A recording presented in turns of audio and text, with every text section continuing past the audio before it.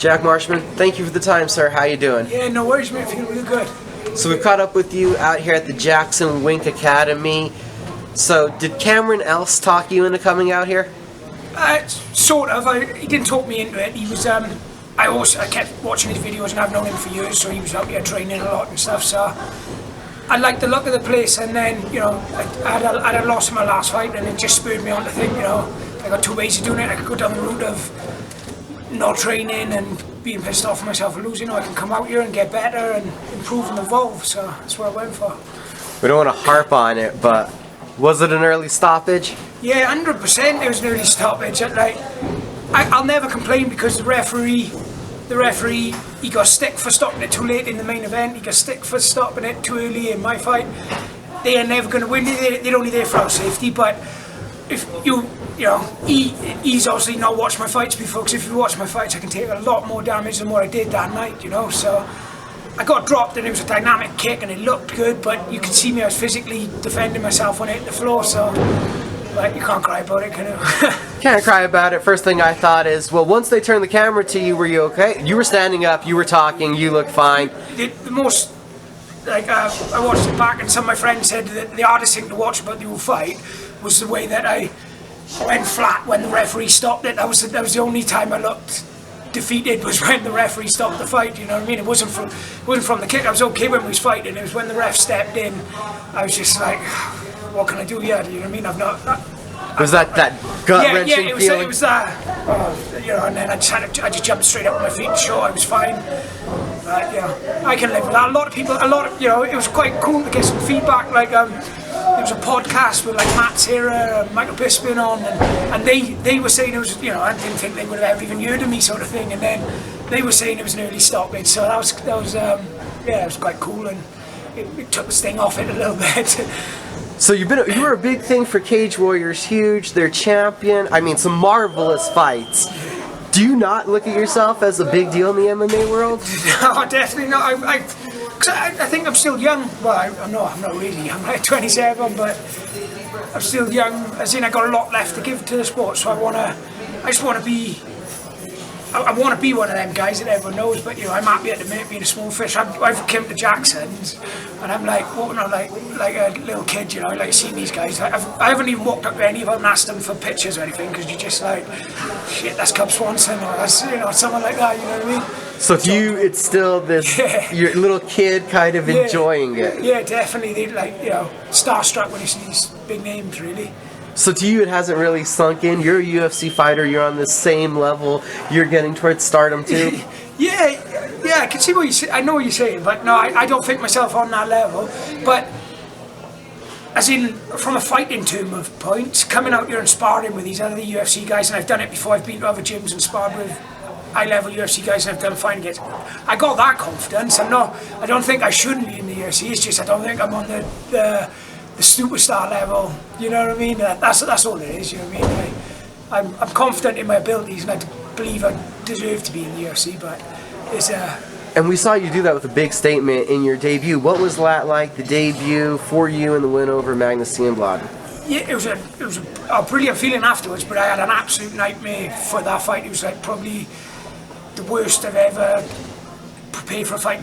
11 days before the fight, I tore my calf. I physically couldn't walk for 2 days. Like, literally couldn't walk. There was no way was I going to pull out on the debut, sort of thing. But I was doing ice baths until the point where I could walk on it, but I was limping. I couldn't run or anything. And then fight week, I turned up and I was still limping a bit. And I was hoping that none of the UFC doctors, seen me. So I stayed in my hotel room for a bit.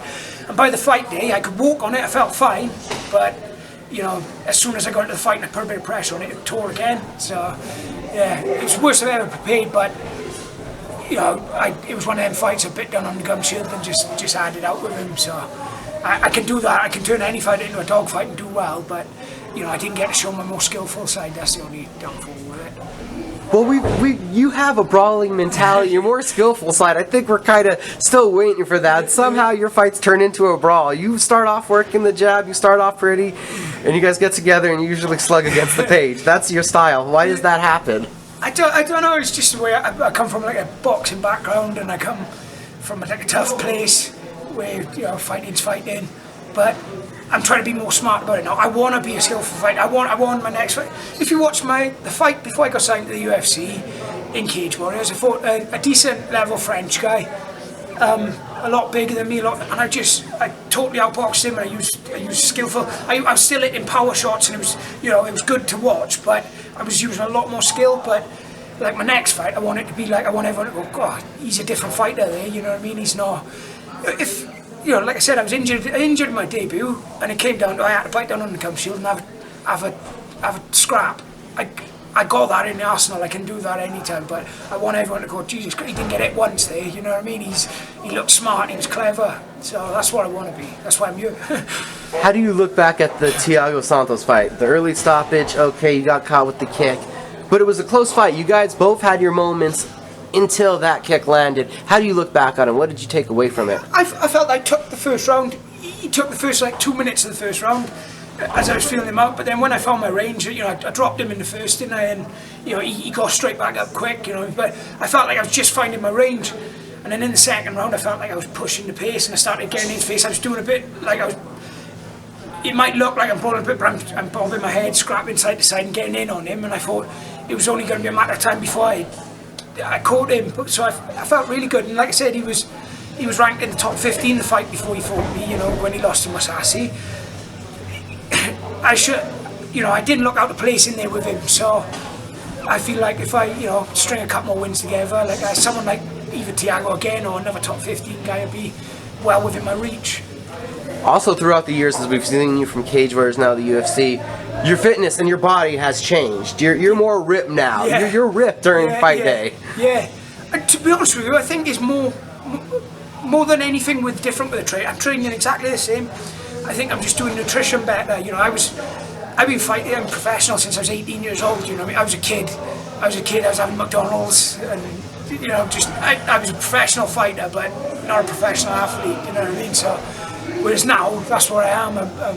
I'm trying to live the athlete's lifestyle. I still enjoy myself, don't get me wrong, and I'll eat good food and stuff like that when I'm out. But as soon as I got a camp, I stick to my diet solid, and I just feel like my fitness has never been an issue. But if your body can't keep up with your fitness, that's where you're going to struggle.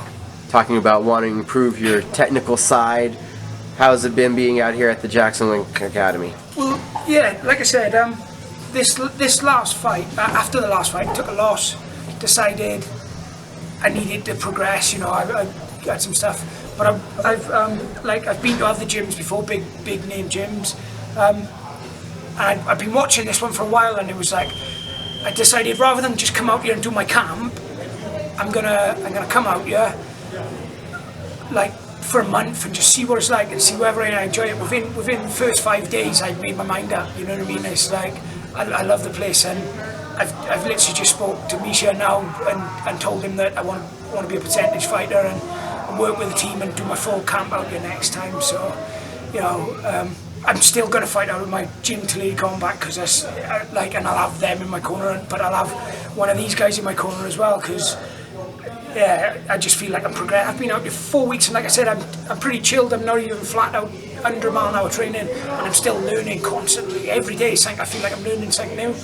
So yeah, I love the place. So we've got you hooked. You got me hooked. I'm like I said, I'm hoping I'll fight in July. I've been asking to fight on the Glasgow card for the UFC, so.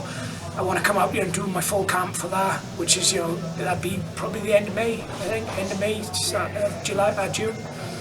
Awesome. So, do you feel pressure coming off the loss to get the win back? How do you feel now heading in, thinking about the next fight? No, not really. I try not to ever worry about that sort of stuff. Obviously, you have got that pressure.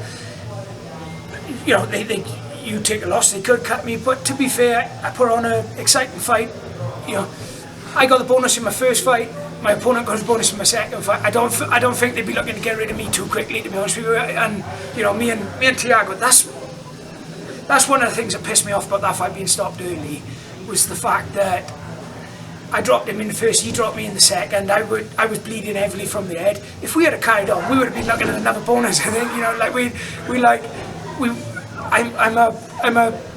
I'm a bonus fighter. Sometimes I might take a loss, sometimes I'm going to take the win, but it's always going to be an exciting fight. No one's ever going to leave the show and go, God, that was a boring fight. You know I think that's the most animated you got there in this interview, being robbed of the opportunity to continue fighting. Just that fight of the night bonus. Well, everyone wants 50 grand, don't they?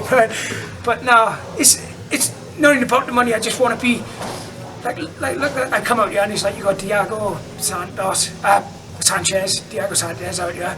Look how many bonuses the guy had, and they're never going to get rid of him just because he's so exciting and he's no matter what, everyone knows when he fights he's going to be a proper fight. I wanted that's you said about the superstar thing. Like I'd rather my name be that name, to be honest with you. I know it ain't too good for your head and stuff like that, but I want to be that guy that they'll go, this is going to be a fight.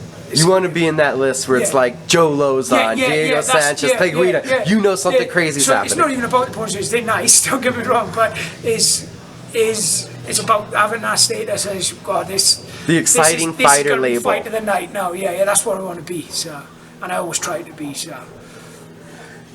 Has mixed martial arts, has this transition, you came from a heavily boxing background, has this been what you expected, transitioning, having to learn the grappling, the wrestling? Well, it's crazy actually. My main background is boxing, but I was training MMA before I started boxing. So I done jiu-jitsu. My jiu-jitsu was pretty good. I've not really struggled with my jiu-jitsu. I'm getting a lot of subs and stuff like that. It's my wrestling. That's where we're British. We don't know how to wrestle, but it's improving. It's improving. Like I say that, because there'll be loads of gyms back in the UK going, we can wrestle. Yeah, my gym wrestles hard as well. We're all improving, but you've got to come to a place like this to realise the levels. You know what I mean? Like I'm doing lots of rounds with Devon Clark. He gets older, he's been taken down. You know what I mean? At the end of the day, like high level wrestlers, good guys. Cooper's out here and he's.